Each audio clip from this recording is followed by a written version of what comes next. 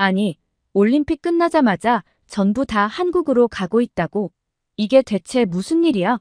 여기 파리 올림픽 경기를 치른 선수들이 올림픽이 끝나자마자 단체로 한국행 비행기를 예약했다고 하는데요. 이 선수들은 파리에서 어떠한 일을 겪고서 도저히 한국을 오지 않고는 못 배기겠다고 하고 있습니다. 올림픽을 잘 끝내고 푹 쉬어야 할 선수들이 대체 무슨 일로 이토록 급하게 한국을 오려는 것일까요? 오늘 사연 바로 시작합니다. 안녕하세요. 저는 프랑스 출신으로 이번 파리 올림픽에 참가한 선수입니다. 마침내 올림픽이 끝나게 되었네요. 오늘 저는 한국과 관련된 특별한 내용을 전하고자 이렇게 글까지 쓰게 되었어요. 한국이 이렇게까지 매력이 넘치는 나라인 줄 누가 알았겠어요? 아무튼 그럼 이야기를 한번 시작해 볼 테니 끝까지 들어봐 주시면 감사드리겠습니다. 우선 사실 저는 프랑스 사람이지만 이번에 제 나라 프랑스에서 열린 올림픽이 솔직히 좀 부끄러웠는데요. 2024년 파리 올림픽은 많은 이들의 기대 속에서 시작되기도 했지만 기대보다는 우려를 했던 사람들도 많았어요. 심지어 다른 나라 사람들뿐만 아니라 파리의 시민들까지도 올림픽에 대해 부정적인 인식이 굉장히 많았죠. 올림픽을 보러 파리에 오지 말라고 할 정도로까지 말이죠. 그렇게 우려 속에 치러진 파리 올림픽은 개회식부터 삐걱대기 시작했어요. 올림픽의 상징인 오륜기를 거꾸로 개항하는 것부터 시작해서 종교계와 여러 시청자들의 눈을 불편하게 한 선정적인 공연 장면, 그리고 한국을 북한으로 호명하는 등의 해서는 안 될 몇몇 실수들과 함께 그렇게 말도 많고 탈도 많은 올림픽은 시작하게 되었죠. 파리는 전 세계에서 온 선수들과 방문객들을 맞이했는데요. 아니나 다를까 처음부터 예상치 못한 문제들이 하나둘 드러나기 시작했죠. 예상치 못한 게 아니라 이미 어느 정도 예상이 되었던 거라고 해야겠네요. 우선 대회 조직위원회는 친환경을 내세우며 선수들에게 제공되는 식단을 대부분 채식으로 구성했으나 당연히 고된 훈련과 경기를 치르는 선수들에게는 이 식단이 충분하지 않았어요. 특히 고단백 식단을 필요로 하는 선수들이 불만을 크게 토로했죠. 선수들이 머무는 숙소 또한 문제가 있었는데요. 프랑스의 여름은 체감 온도가 40도 가까이 치솟는 등 예상보다 더웠지만 친환경을 이유로 에어컨은 제공되지 않았는데 이는 저에게 큰 충격을 주었습니다. 열심히 훈련을 하고 돌아와서 시원한 방에서 휴식을 취해야 할 선수들은 땀을 뻘뻘 흘리며 쉬거나 밤에 잠을 자야 했고 이런 기본적인 편의도 챙겨주지 않은 파리 조직위원회가 저는 무척 실망스럽기도 하더라고요. 심지어 도쿄올림픽 때도 골판지 침대를 만들어 제공했던 일본의 업체인 에어위브에서는 이번 파리 올림픽에서도 마찬가지로 골판지 침대를 제공했는데 지난 도쿄 때보다 훨씬 더 큰 하중을 버틸 수 있도록 제작되었다는 골판지 침대는 이번 파리 올림픽에서도 선수들의 불만을 낳을 수밖에 없었죠. 골판지는 아무래도 편안하게 쉬는 데에는 큰 한계가 따를 수밖에 없었습니다. 심지어 제가 아는 선수이기도 한 이태리의 토마스 세콘 선수는 선수촌을 나와서 공원에 누워서 잠을 청하기도 했어요. 그는 선수촌은 더위와 소음 때문에 도저히 잠을 자기가 어렵다며 차라리 바깥에 나와서 자는 게 낫다고 말하곤 했죠. 프랑스인으로서 그리고 같은 선수로서 올림픽 준비를 이렇게 엉망으로 해서 선수들에게 불편을 끼친다는 게 참 부끄럽더라고요. 버스 또한 에어컨이 없는 상태로 운영되었는데 심지어 버스의 창문을 열지 못하도록 밀봉까지 되어 있어서 버스 안은 마치 사우나처럼 푹푹 찌는 느낌이었고 선수들은 땀을 뻘뻘 흘리며 이러한 상황을 견뎌내야 했습니다. 이게 대체 무슨 짓인 건가 싶었어요. 그리고 또 선수들을 힘들게 했던 점이 있었죠. 숙소 창문에는 방충망 설치가 안 되어 있어 창문을 열어두면 벌레가 끊임없이 방 안으로 들어왔거든요. 정말 짜증이 솟구쳤죠. 에어컨이 없다 보니 더위를 피하려면 그나마 창문을 열어야 했는데 막상 열어보니 벌레가 들어왔고 그러면 그 벌레가 신경 쓰여서 쉬지도 못하고 잠도 잘 수가 없게 되자 정말 피곤해지더군요. 아마 저뿐만 아니라 다른 선수들도 비슷한 고충을 다 겪었을 거예요. 컨디션을 최고로 유지해야 하는 상황임에도 제대로 된 휴식조차 취하지 못한 채 하루도 빠짐없이 벌레들과 씨름을 해야 한다는 사실이 선수들을 굉장히 괴롭게 했고 어느 순간부터는 정말 분노가 치밀더라고요. 저는 프랑스에서 올림픽이라는 큰 행사를 치르면서 선수들에게 이런 환경을 제공해주고 있다는 사실이 너무나 부끄럽고 실망스러웠습니다. 저는 프랑스 선수들뿐만 아니라 다른 나라 선수들과도 친분이 있는 선수들이 많거든요. 그런데 그 선수들을 만나서 대화를 할 때면 이러한 불만 사항들을 내뱉곤 했는데 제가 면목이 없고 얼굴이 다 화끈거리더라고요. 또한 파리올림픽 조직위원회의 대회 준비 수준이 이렇게까지 안 좋을 줄은 정말 꿈에도 몰랐어요. 전 세계 선수들을 모두 초대해놓고 기본적인 시설을 제대로 갖춰놓지도 않은 채 올림픽을 진행하려 했다는 것이 저로서는 정말 납득하기 힘들었습니다. 올림픽은 원래 국가를 홍보하는 수단으로도 이용되는 행사인데 도리어 이번 올림픽으로 파리의 민낯을 다 드러내고 이미지만 더 깎아먹는 것 같다는 생각이 들었어요. 특히 파리 생강의 수질 문제는 정말 이야기하지 않을 수가 없는데요. 제가 생강에서 경기를 치르는 선수는 아니었지만 이건 제가 봐도 굉장히 심각해 보였어요. 트라이애슬론 미국 대표팀의 세스 라이더 선수는 파리에 온 후 일부러 손을 씻지 않았다. 대장균에 익숙해지기 위해 화장실을 다녀온 후에도 손을 씻지 않는다며 뼈 있는 농담으로 생강 수질을 비판하기도 했는데요. 그런 농담을 들으니 제가 다 창피하더라고요. 실제로 파리시가 조사한 결과를 보더라도 생강의 수질을 알 수 있는데 알렉상드르 다리 아래서 측정한 대장균 수치는 100ml당 평균 3000 CFU 정도, 그러니까 종이컵 반컵 정도의 물에서 세균 덩어리 3000개가 검출된 겁니다. 나중에 알게 된 사실이지만 이 같은 수치는 서울 한강과 비교해 대장균이 100배가량이나 더 많은 수치더군요. 한강의 대장균 수치가 평균 31 CFU였다고 하니 3000 CFU인 센강의 대장균 수치는 한강보다 100배가 높았던 겁니다. 심지어 비가 온 다음 날은 센강의 대장균 수치가 1만 CFU가 넘기도 할 정도였죠. 이 대장균이라는 건 사실 분변의 지표 항목인데요. 전문가들은 선수들의 건강을 해칠 정도라고 말하기도 했죠. 프랑스는 지난 8년간 생강 수질 개선에 총 2조 원을 쏟아부었는데 한강의 발끝에도 미치지 못했던 겁니다. 그럼에도 조직위원회 측은 생강 수영 경기를 강행했는데 결국 우려했던 일들이 터지고 말았어요. 생강에서 경기를 치른 선수들은 구토를 하기 시작했고 심지어 이후에 위장병에 걸려 병원에서 치료를 받으며 다음 경기를 포기하는 선수까지 발생했습니다. 선수들에게 이토록 위험할 수 있는 환경에서도 고집스럽게 대회를 강행한 파리올림픽 조직위원회를 보며 다른 나라 선수들이 얼마나 욕을 했을지 정말 창피한 마음밖에 들지 않았습니다. 트라이애슬론 경기는 정말 한강 같은 깨끗한 강이 아니라면 차라리 따로 경기장을 짓는 게 훨씬 더 낫다고 생각해요. 지난 도쿄올림픽 때도 선수들이 얼마나 고생을 했나요? 그런 사례가 있는데도 또 이러다니 정말 당최 이해가 가지 않더군요. 그러던 어느 날이었어요. 훈련을 마치고 숙소로 돌아오던 길이었죠. 뜨거운 햇볕 아래에서 더위에 지친 몸은 한계에 다다랐고 동료들도 이미 지친 기색을 감추지 못하고 있었죠. 그때 제 귀에 낯선 이야기가 들려왔어요. 한국 소식 들었어? 동료 중 한 명이 말했죠. 귀를 기울여 보니 한국 선수들은 특별한 식단을 제공받고 있다는 거였어요.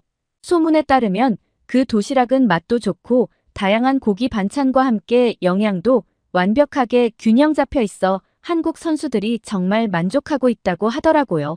당시에는 한국 음식들의 자세한 메뉴명은 몰랐지만 각종 육류 요리에 신선한 채소가 곁들여진 도시락을 제공하고 있다는 소문이었고 게다가 이 도시락은 단지 한국 선수들에게만 제공되는 것이 아니라 소문이 퍼지면서 다른 나라 선수들까지도 그 맛을 보고 싶어서 아예 줄까지 서는 상황이라고 하더군요. 저는 매일같이 식사를 하며 느끼는 허전함을 떠올렸죠. 채식 위주의 식단이 저에게 맞지 않아 선수촌 외부로 나가서 식사를 하던 적도 많았는데 그러다 보니 그 도시락을 한번 맛보고 싶다는 생각이 머릿속을 떠나지 않더라고요. 도대체 어떻길래 그렇게 인기가 많나 싶었죠. 그런데 그러던 제가 처음 한식 도시락을 접하게 된 건 뜻밖의 우연 덕분이었어요. 그날은 훈련을 마치고 한국 선수촌 옆을 지나 식당으로 향하던 중이었죠. 그런데 그때 정말 그 동료의 말처럼 한국 선수들이 도시락을 받는 장면을 목격했어요. 그런데 그 찰나에 한 한국 선수가 유창한 영어로 저와 제 동료에게 도시락이 남았는데 혹시 맛을 보겠냐고 물어보는 게 아니겠어요? 저와 동료는 주저하지 않고 바로 고맙다고 하며 그 도시락을 받게 되었는데요. 그 순간에는 정말 물어봐준 그 한국 선수가 너무 고맙더라고요. 당시 저희가 처음 맛본 한식 도시락은 제육볶음과 채소가 어우러진 도시락이었습니다. 그런데 이게 웬걸, 첫 한 입을 먹는 순간 저는 그동안 느꼈던 음식에 대한 스트레스가 확 사라지는 것만 같더라고요. 제육볶음의 매콤한 소스와 부드러운 고기, 아삭한 채소들이 완벽한 조화를 이루고 있었고 도시락에 들어있던 쌀밥은 고기와 채소의 풍미를 더욱 돋보이게 해주었죠. 그리고 저는 도시락을 맛보며 깨닫게 된 게 있었는데요. 이 음식은 단순히 배를 채우는 것을 넘어 선수들의 체력과 정신력을 끌어올리는 완벽한 연료 같다는 생각이 들더라고요. 도시락을 직접 맛보니 저는 선수들 사이에서 왜 이 도시락이 그렇게 화제가 되고 있었는지 실감할 수 있었죠.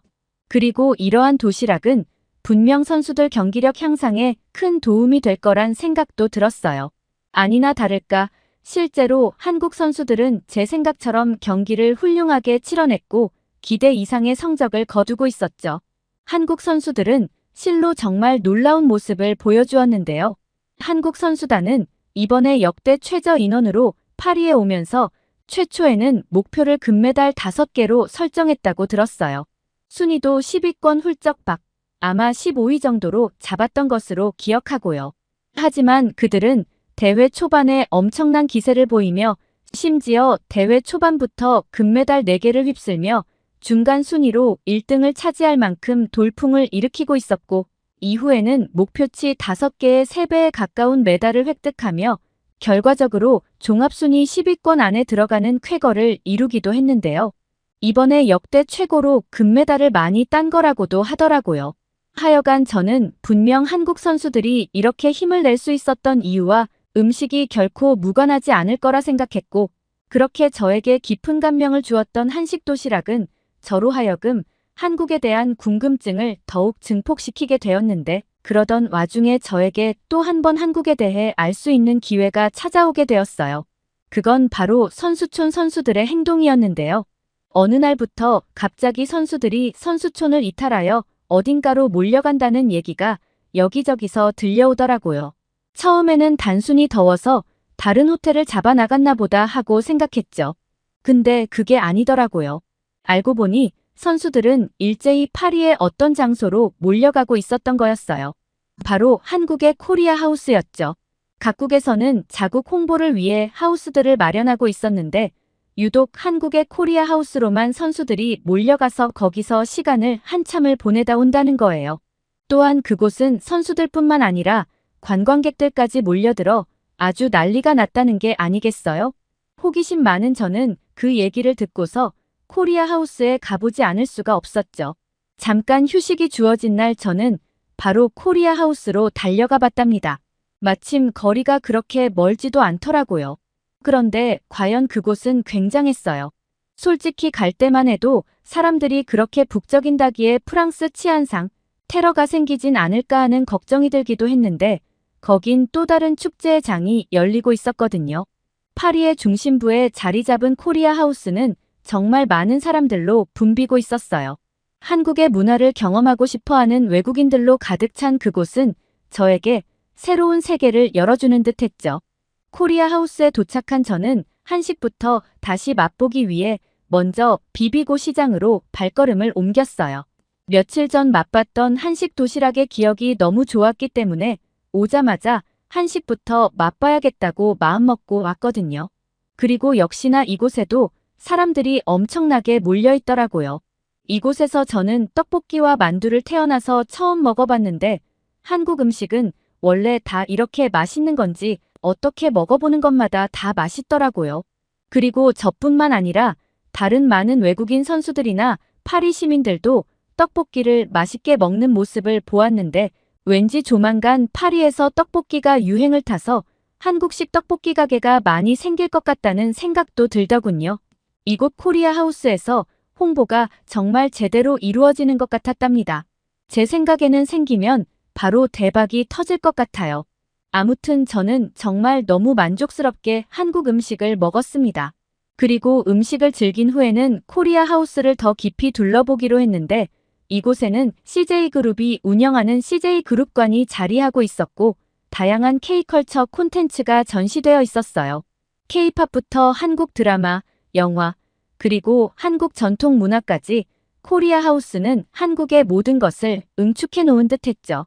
저는 그동안 알지 못했던 한국의 매력에 푹 빠져들어 버렸는데요. 파리의 찜통 더위 속에서 마치 오아시스를 발견한 듯한 기분이었죠. 또한 코리아 하우스에서는 K-팝과 함께 춤을 추는 외국인들의 모습도 많이 보였는데 그 모습을 보니 최근 한류의 인기를 실감할 수 있었어요. 분명히 한국의 노래인데 그 노래에 맞춰 모두가 마치 미리 합을 맞춘 듯이 함께 춤을 추는 모습을 보니 평소에 얼마나 K-팝을 많이 보고 들었으면 저럴까 싶은 생각이 들더라고요. 그리고 K-뷰티도 정말 인상적이었는데요. 코리아 하우스에서 체험한 K-뷰티는 정말 놀라웠어요. 제가 화장빨이 잘 안 받아서 원래는 화장을 잘 안 하는 편인데 한국 화장품은 어떻게 이렇게 잘 받는지 매일 화장을 하고 다니고 싶을 정도지 뭐예요. 이후 얘기지만 친구들에게 한국 화장품 자랑을 얼마나 하고 다녔는지 모르겠어요. 그리고 코리아 하우스에서 한국의 경기가 펼쳐질 때 보여졌던 열정적인 응원 문화는 정말 장관이었답니다. 한국 사람들은 응원도 정말 재밌게 하더라고요. 아무래도 저도 선수이다 보니 팬들의 응원 문화에도 관심이 많았는데요. 남녀노소 모두 함께 박자에 맞춰 구호를 외치기도 하고 춤을 추기도 하면서 응원을 정말 열정적으로 하더라고요. 응원이면서 동시에 또 다른 축제 같기도 했죠. 또한 한국 선수가 잘 못하거나 지는 경우에도 팬들은 결코 욕을 하거나 화내는 사람도 없었어요. 모두가 한 목소리로 진 선수에게도 응원을 보내주는데 그 모습이 정말 인상 깊었답니다. 지고 있는 선수를 비난하기보단 마치 한마음으로 함께 경기를 치르고 있는 것 같은 느낌이었고 선수 입장에서 이런 응원을 받으면 정말 힘이 날 것 같더군요. 이런 문화가 저는 너무도 부러웠답니다. 프랑스에서는 사실 선수들이 못하면 욕을 하는 과격한 팬들도 굉장히 많거든요. 그에 반해 한국은 뭔가 신사다우면서도 동시에 열정적으로 힘을 실어주는 아주 이상적인 응원 문화를 지니고 있는 것 같았죠. 이쯤 되니 한국이라는 나라 자체가 저는 너무 좋아졌고 무조건 직접 방문해봐야겠다는 생각까지 들었어요. 사실 이번 파리 올림픽은 부족한 점이 너무나 많아서 망한 올림픽이라는 생각이 들었는데 이렇게 코리아 하우스가 긍정적인 기운을 듬뿍 불어넣어준 덕분에 보다 흥행도 된 것 같고 올림픽 이미지도 한층 더 좋아진 것 같아 정말 고맙고 다행이라는 생각도 들었고요. 아무튼 이제 올림픽도 정말 끝이 났는데요. 사실 선수들은 올림픽이 끝난 직후에는 시간이 많이 남는답니다. 그간 열심히 달려왔던 걸 보상받는 시간이 바로 지금 이 시기죠. 실컷 먹고 놀고 여행 갈 수 있는 시간 말이에요. 저와 동료 선수들은 조만간 정말 한국에 방문할 계획을 세우고 있어요. 직접 가서 보다 다채로운 한식을 경험해보고 싶고 또 다양한 한류 문화를 현지에서 직접 경험해보고 싶네요. 벌써부터 너무 기대가 돼요. 한국 여러분들께서는 프랑스 사람들이 한국에 가서 무엇을 체험하면 좋을지도 추천해 주시면 정말 감사드리겠습니다. 요즘 프랑스도 그렇지만 한국도 날씨가 참 덥지 않으신가요? 늘 더위 조심하시고요. 다음에 동료들과 한국에 가게 되면 다시 사연 올리도록 하겠습니다. 말도 많고 탈도 많았던 파리 올림픽이 드디어 막을 내리게 되었습니다. 그런데 프랑스의 한 교수가 이번 파리 올림픽에서 가장 수혜를 입은 건 다름 아닌 한국의 삼성전자라고 주장하면서 큰 화제가 되고 있다는데요. 뜻밖의 삼성전자 이야기에 모두가 놀라고 있다고 합니다. 그리고 삼성전자의 이재용 회장은 에마뉘엘 마크롱 대통령에게 초청받아 프랑스 대통령궁인 엘리제궁에서 많은 이야기를 나누었다고도 전해지고 있는데요. 과연 이 프랑스 교수는 무슨 주장을 하고 있는 것일까요? 사연 바로 시작합니다. 안녕하세요. 저는 프랑스 파리 소르본 대학에서 마케팅을 가르치는 교수로 재임 중인 가스파르라고 합니다. 최근 파리는 100년 만에 열린 올림픽으로 인해 전 세계의 이목을 집중시켰었는데요. 시작한 지가 엊그제 같은데 어느덧 벌써 대회가 막을 내리게 되었네요. 말도 많고 탈도 많은 올림픽이었지만 그래도 무사히 마무리가 된 것 같아 다행스럽게 생각을 합니다. 평소 스포츠 경기 시청을 즐겨오던 제게도 이번 파리올림픽 기간은 굉장히 행복한 기간이었는데요. 특히 저는 이번에 프랑스에서 은메달과 동메달을 획득하기도 했던 양궁 경기를 굉장히 재밌게 보았던 기억이 납니다. 프랑스는 원래 양궁 종목에서는 좋은 모습을 보여주지 못하던 나라였는데요. 이번 파리올림픽 전까지 역대 모든 올림픽을 통틀어 메달을 총 3개밖에 따지 못했을 정도로 말이죠. 그런데 이번에 한국인 감독인 오선택 감독을 선임하며 값진 은메달과 동메달을 따면서 단숨에 양궁 종목에서 총 메달 개수를 2개나 추가하게 되었죠. 프랑스 양궁 대표팀이 8강전에서 이탈리아를, 4강전에서 튀르키예를 물리치고 결승에 진출했을 때는 금메달까지도 살짝 기대를 했으나 역시 한국 양궁 대표팀의 벽을 넘는 이변은 벌어지지 않았죠. 그래도 은메달과 동메달 이렇게 2메달만으로도 우리 프랑스에 굉장히 값진 선물이었고 프랑스 국민들을 굉장히 열광시키기도 했답니다. 다 한국인 오선택 감독 덕분이라고 생각을 해요. 그리고 한국의 여자 양궁 대표팀은 이번에 금메달을 획득하며 올림픽에서 10회 연속 우승이라는 대업을 달성하기도 했는데요. 이는 정말 입이 떡 벌어질 정도로 놀라운 기록이 아닐 수가 없었죠. 1988년 서울올림픽에서 단체전 종목이 생긴 이후 한국 여자양궁 단체 종목은 단 한 번도 금메달을 놓친 적이 없다고 하며 이러한 10연속 우승은 올림픽에서 최초의 기록이라고 하더군요. 이렇게 대기록을 달성한 한국 대표팀이 참 부럽기도 하고 진심으로 축하의 말씀을 전하고 싶습니다. 아무튼 저는 이번 파리올림픽에서 수많은 올림픽 경기들을 정말 즐겁게 시청하였는데 사실 저에게는 또 다른 관심사 하나가 있었답니다. 저는 글로벌 마케팅과 스포츠 비즈니스를 연구 지도하는 교수로서 이번 올림픽이 브랜드들에게 어떤 기회를 제공할지에도 큰 관심을 가지고 있었어요. 사실 올림픽이라는 무대는 단순한 스포츠 대회만을 의미하지는 않습니다. 올림픽이라는 큰 무대 뒤에 숨겨진 글로벌 마케팅과 브랜드들의 이미지 구축이 굉장히 활발하고 치열이 이루어지는 무대가 바로 이 올림픽이기도 한데요. 특히 저는 이번 파리올림픽에서 한국의 삼성전자의 마케팅 전략이 어떤 모습으로 구현될지에 대한 궁금증이 굉장히 컸어요.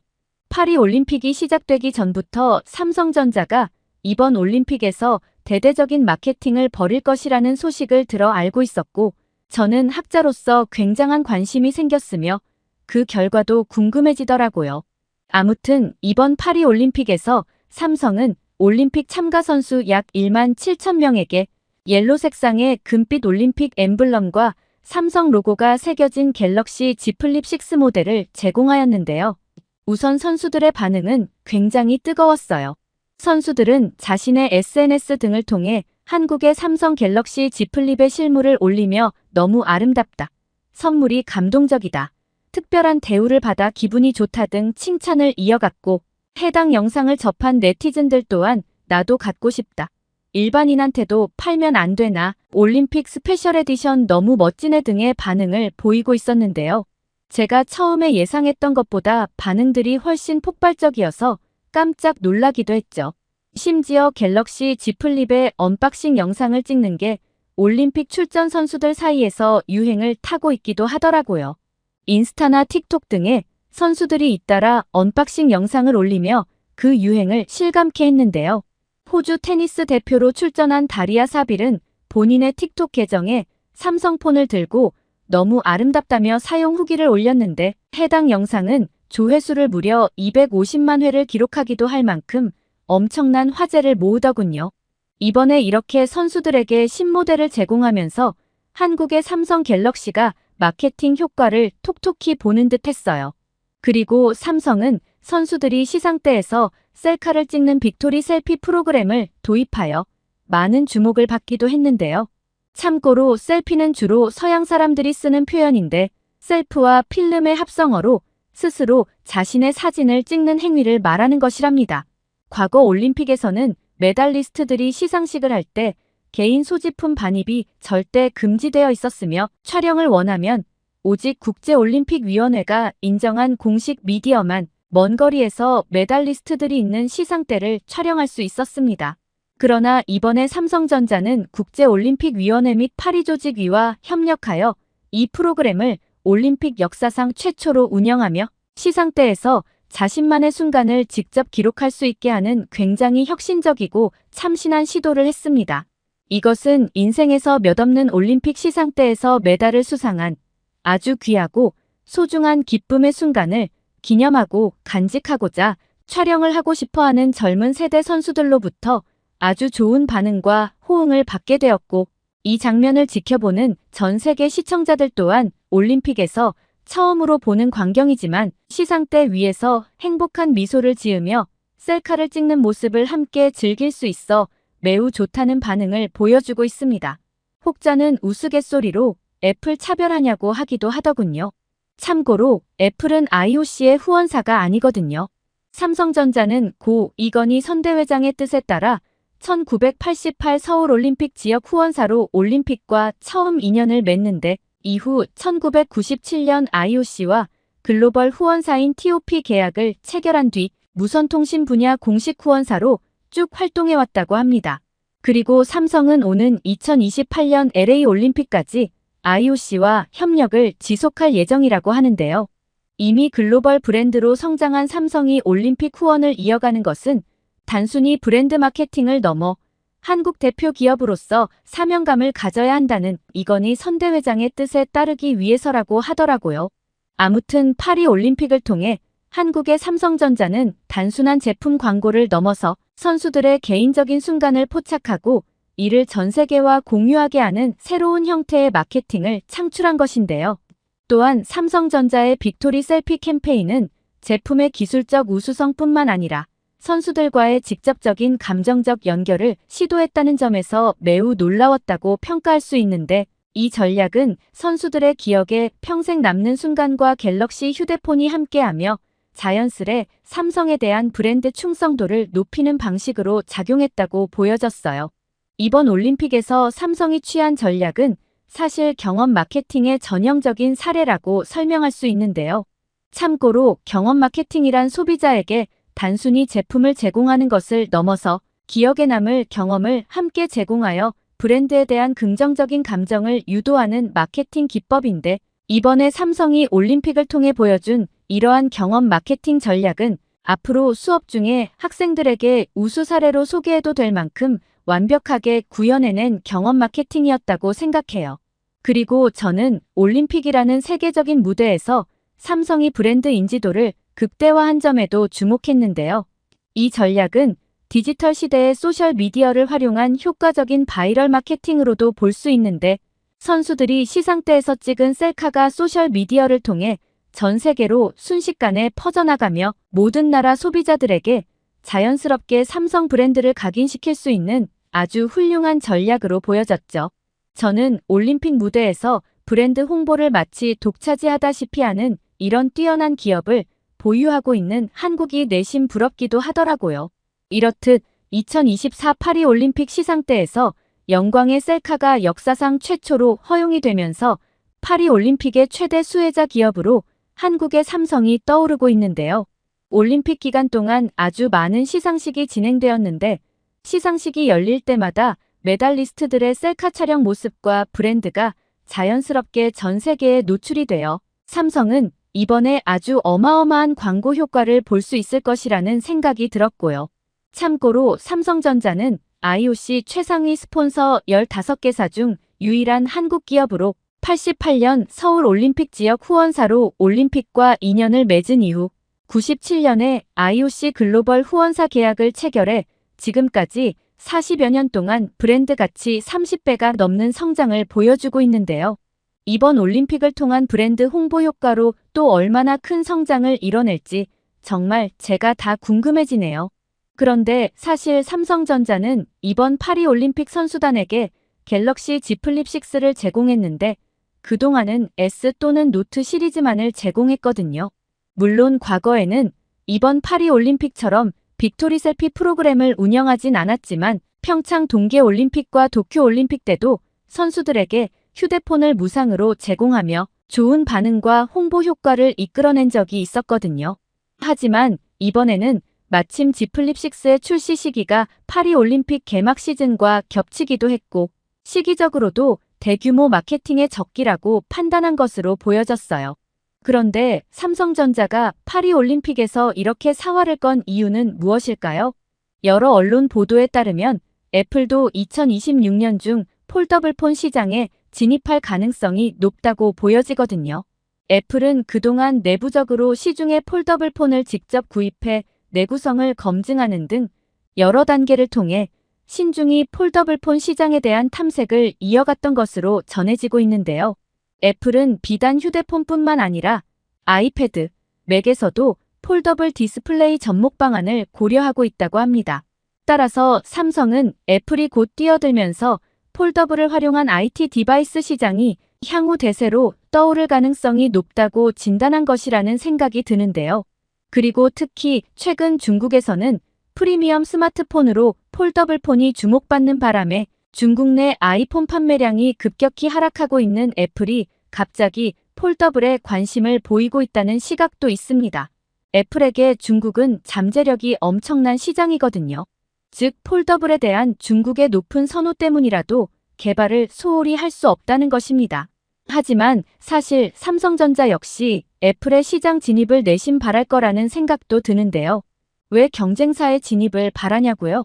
실제 애플의 아이폰 단일 판매량은 경쟁 브랜드를 압도할 수준으로 높아요. 그런데 세계 폴더블폰 시장은 중국을 제외하면 규모가 그리 크지 않은 상태인데요. 하지만 애플이 진입한다면 단숨에 폴더블폰 시장이 중국 외에도 전 세계적으로 인기를 끌고 시장 자체가 크게 성장할 가능성이 있습니다. 아니 가능성이 있는 게 아니라 실제로 그렇게 될 거예요. 이렇게 되면 세계 1위 타이틀은 애플에 바로 내어주게 되겠지만 삼성의 Z 플립 매출액도 덩달아 훨씬 더 높아지게 될 수 있거든요. 시장 자체가 커지니까요. 그래서일까요? 삼성전자는 갤럭시 Z 플립 6부터 글로벌 실구매가를 일제히 상향하는 모습도 보이더군요. 특히 미국의 경우 Z 플립 5까지만 하더라도 굉장히 저렴하게 구매할 수 있었지만 Z 플립 6부터는 한국에서 판매되는 가격과 비슷한 수준으로 구매를 해야 하는 실정이라고 하는데요. 삼성전자가 이렇게 강경한 태도를 보이는 배경에 대해서는 아마도 아이폰의 폴더블 시장 진입 전에 삼성 Z 플립의 프리미엄 이미지 강화 차원이라고 해석할 수 있겠죠. 저는 개인적으로 이러한 삼성의 판단이 굉장히 현명했다고 보여지는데요.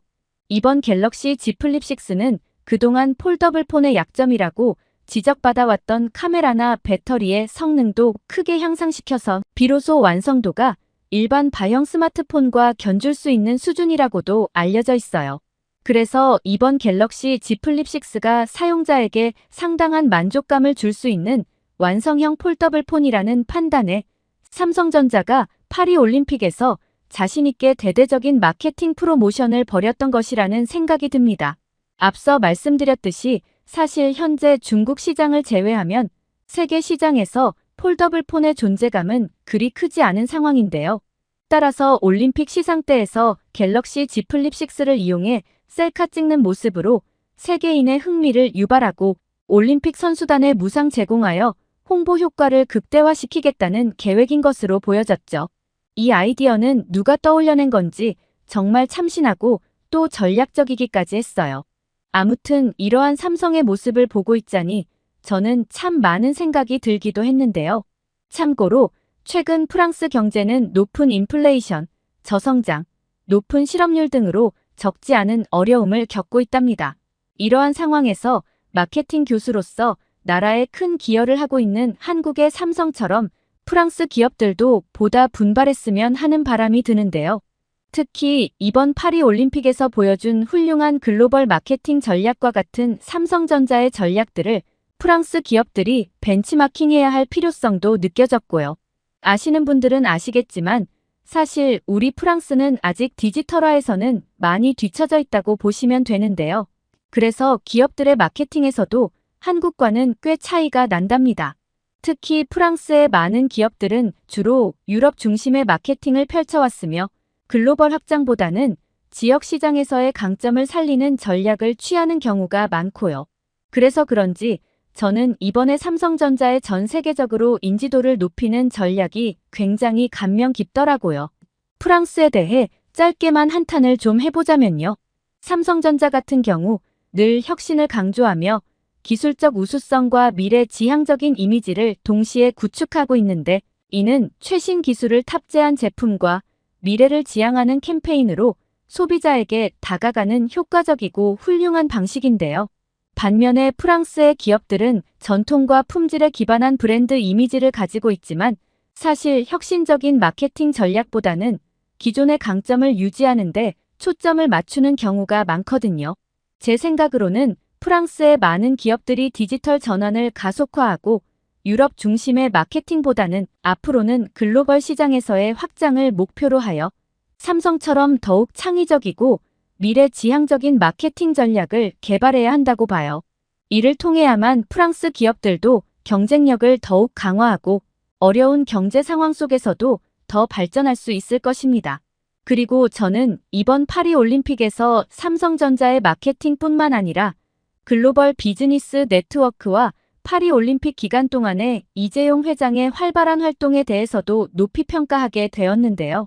이 회장은 파리 올림픽 기간 파리를 찾아 글로벌 정관계 및 스포츠계 인사, 주요 비즈니스 파트너 등을 잇따라 만나는 등 연쇄 회동을 해 눈길을 끌기도 했는데, 실제 이재용 회장은 얼마 전 에마뉘엘 마크롱 프랑스 대통령 초청으로 파리 엘리제궁에서 제임스 퀸시 코카콜라 CEO, 닐 모한 유튜브 CEO, 일론 머스크 테슬라 CEO 등 글로벌 기업인 40여 명이 함께한 오찬에 참석하기도 했습니다.